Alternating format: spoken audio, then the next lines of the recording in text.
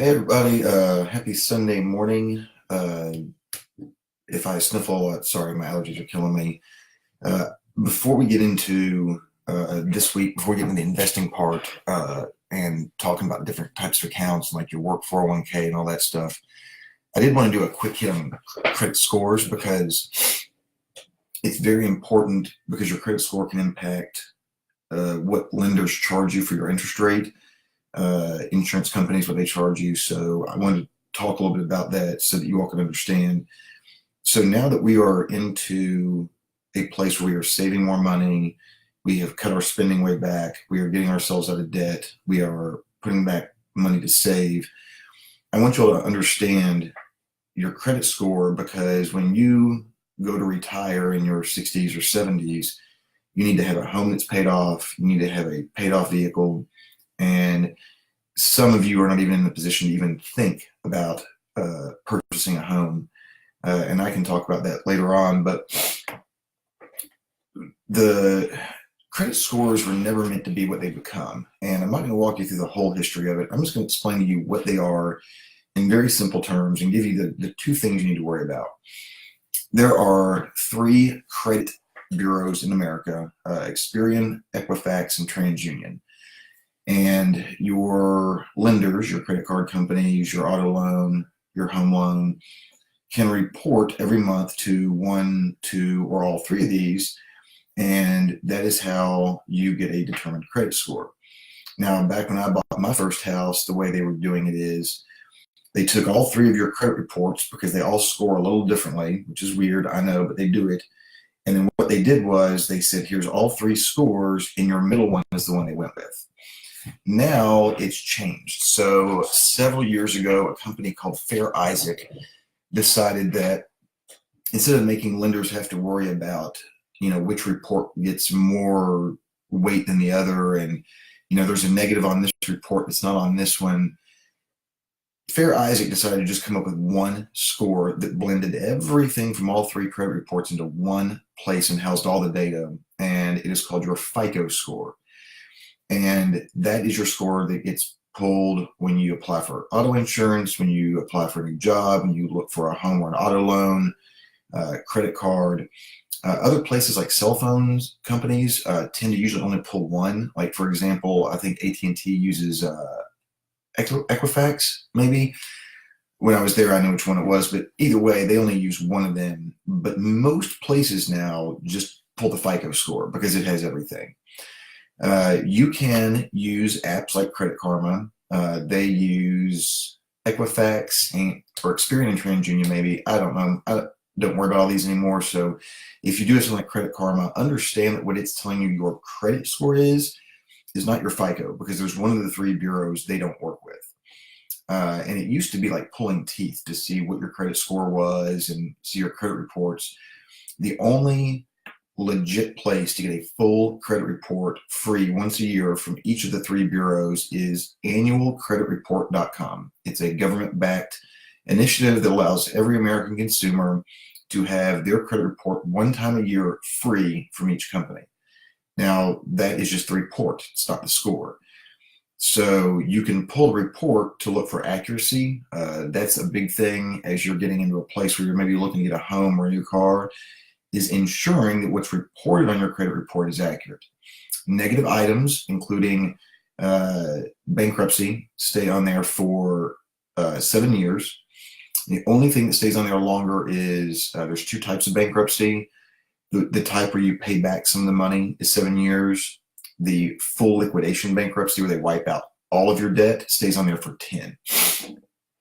And even something as simple as like a single missed payment can knock you back a good chunk of points. So with FICO, it goes from 300 to 850. And in the world of finance, anything over about 740 is almost pointless. It's 740, you're considered a prime borrower. So if you have a 740 and I have an 800, there's not much of a difference in rates there. So I don't want you to think you got to get way up to 800, but you need to get to 740. And the two main things that affect your credit score, because the world of credit is so messed up this day and age, and people don't know why they get denied loans.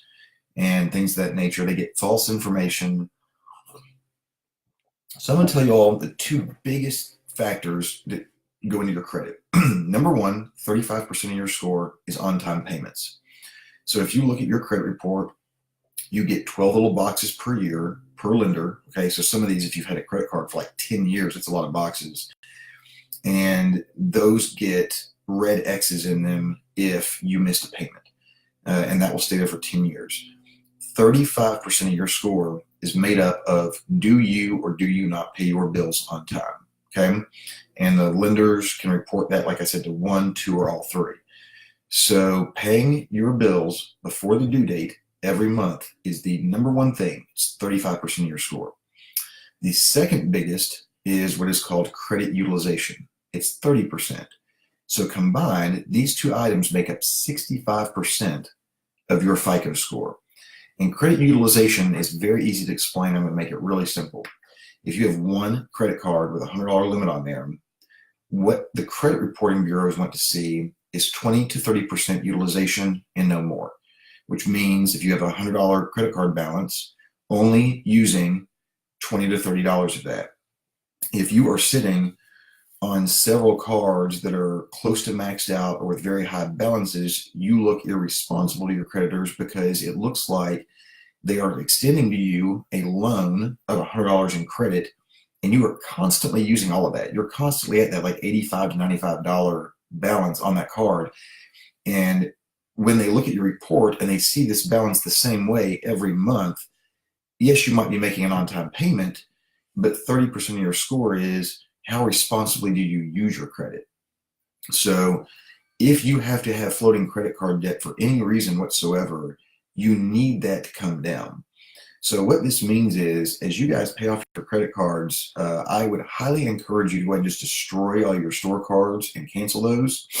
But if you've had a credit card for a long time, you might want to consider keeping that, because if you cancel an account, it wipes off all the good stuff on your credit report. Unfortunately, it doesn't wipe off the bad. So if you've had a credit card for 5 years and you've missed 3 payments and all the others have been on time, canceling that card could damage your score because it would wipe off a whole lot of on-time payment history. Also, if that card has no balance anymore and you have other cards with a balance and you cancel it, that's no longer available credit to get calculated into your utilization number.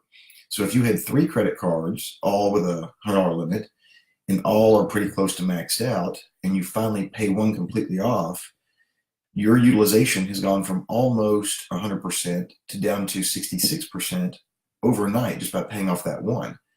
But if you cancel it, you're back to your only 2 remaining credit cards, both darn near maxed out again. So those are the 2 things that factor heavily into your credit score.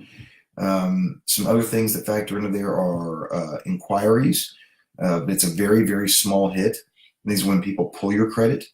A mistake that people make is they think that when you're shopping for a car or a house, to have your credit pulled multiple times will hurt you. It does not. If you are in a short window, having a lot of mortgage lenders pull your credit or a lot of auto lenders pull your credit, the credit reporting bureaus and FICO understand that what you're doing is just shopping for the best rate. You're not being denied. So on that same note, though, if you're doing stupid stuff like trying to get store cards and getting denied, you need to quit applying for them, because that's going to look bad. The other piece that's in there is age of credit. They want to see you have a long history of credit. So if you open up a brand new card today, that card has no history whatsoever, and that is looked at badly because they don't know how you're going to behave with that card in the future. So the longer you have a credit card or a loan, like a home, the better it looks. And Credit Karma will show you from the 2 reports it pulls how many hard inquiries you have. Those stay on there for only 3 years, though, then they fall off.